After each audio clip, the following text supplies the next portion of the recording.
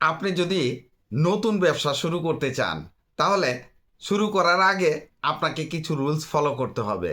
আর যদি ওই রুলসগুলো ফলো করে আপনি ব্যবসা করতে পারেন তাহলে আপনার ব্যবসা শুরুতেই বন্ধ হওয়ার চিন্তা করতে হবে না।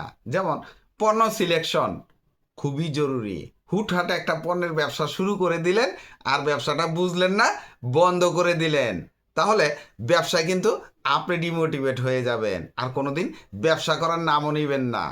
তাই প্রথমেই পণ্যটা সিলেক্ট করে নেবেন আর কোথায় করবেন এটাও আপনাকে চিন্তা করে নিতে হবে।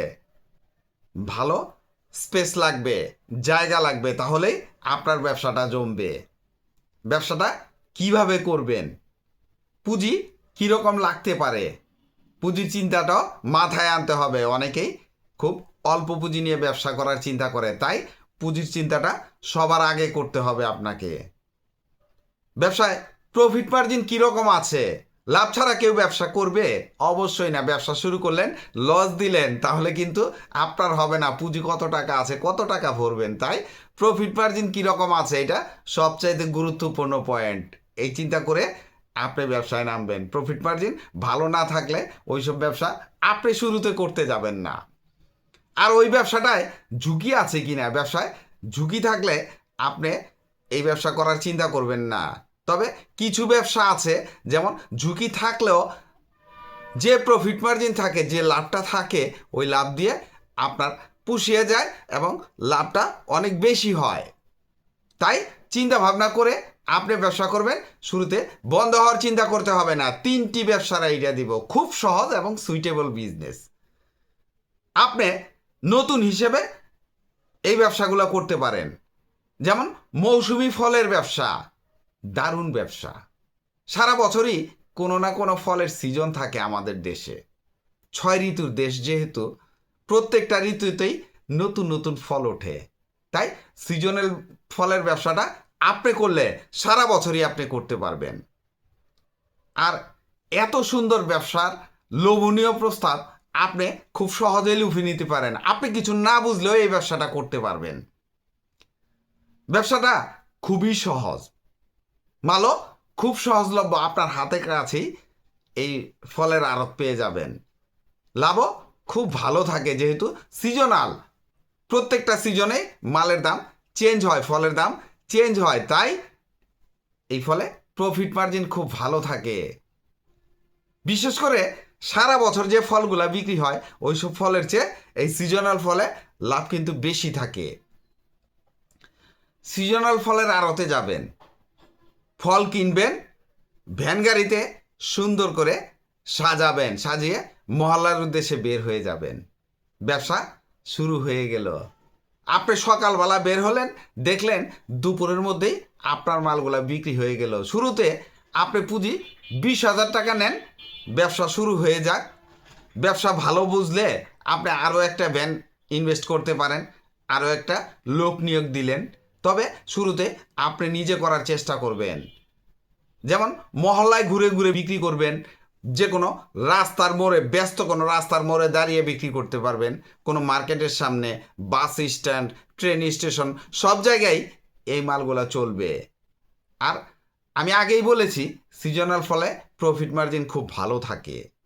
ব্যবসায় কিন্তু ঝুঁকি আছে, যেমন আপনি ঠিক মতো মালটা কিনতে পারলেন না, বা দাম একটু বেশি দিয়ে কিনে ফেললেন, বা পচে গেল, আজকে বিক্রি করতে পারলেন না, আগামীকালকে বা পরশু মালগুলা নষ্ট হয়ে গেল, তাহলে কিন্তু লস হবে।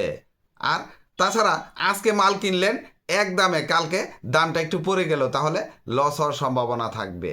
তাই এই সমস্ত জিনিস হিসাব মিলিয়েই আপনি ব্যবসা করতে যাবেন। ফুডকার্ট বা ভ্রাম্যমাণ খাবারের ব্যবসা, মজার ব্যবসা। বর্তমানে যতগুলা ব্যবসা খুব ভালো চলে এর মধ্যে প্রথম সারিতে থাকবে এই ফুডকার্ট বা ভ্রাম্যমাণ খাবারের ব্যবসা।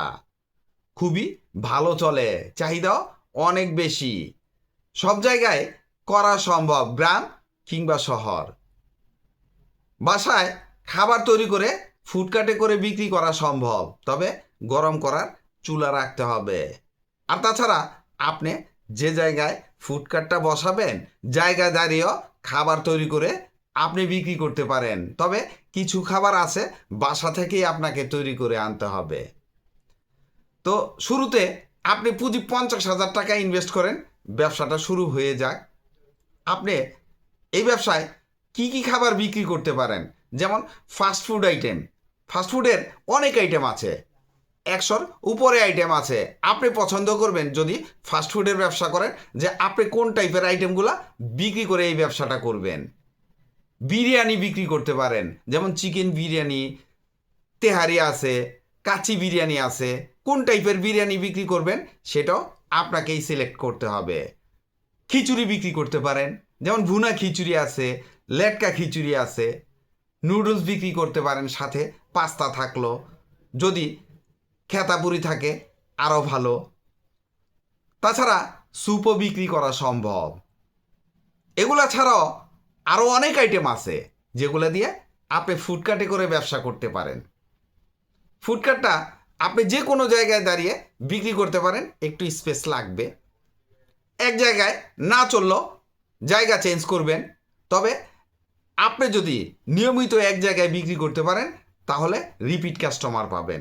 ওই ক্ষেত্রে এই ব্যবসার একটা প্লাস পয়েন্ট আছে।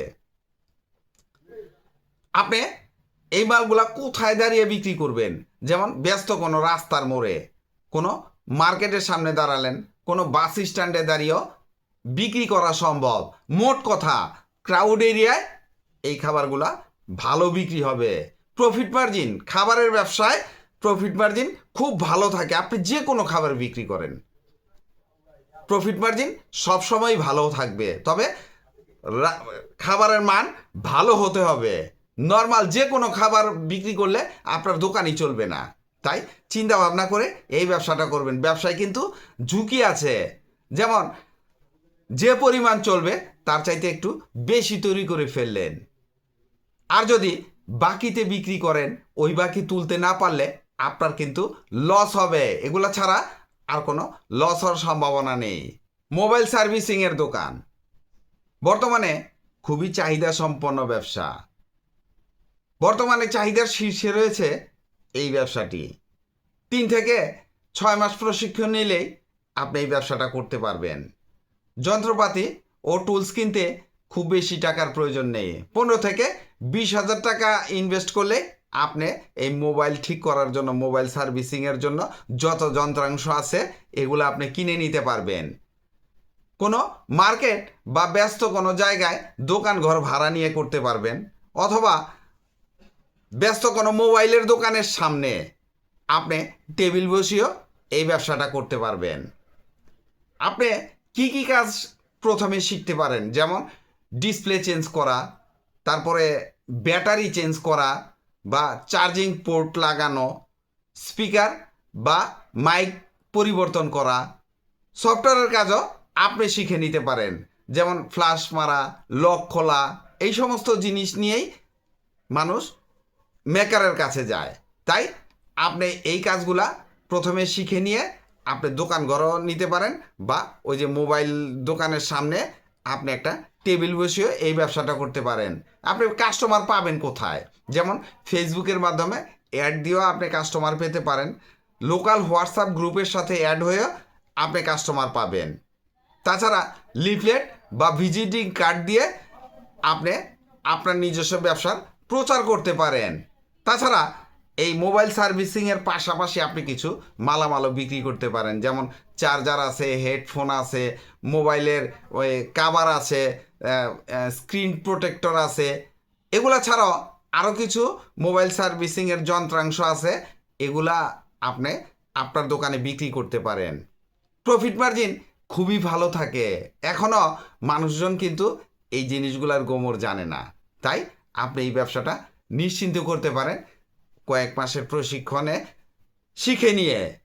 ভিডিওটি ভালো লাগলে লাইক, কমেন্ট, শেয়ার দিয়ে পাশে থাকবেন। চ্যানেলটি সাবস্ক্রাইব করবেন এবং পাশে থাকা বেল আইকনটি প্রেস করে দিন, যেন পরবর্তী নতুন কোনো বিজনেস আইডিয়া আপলোড দেওয়ার সাথে সাথে আপনার মোবাইলে সর্বপ্রথম নোটিফিকেশন চলে যায়। আজকে এই পর্যন্তই। আসসালামু আলাইকুম।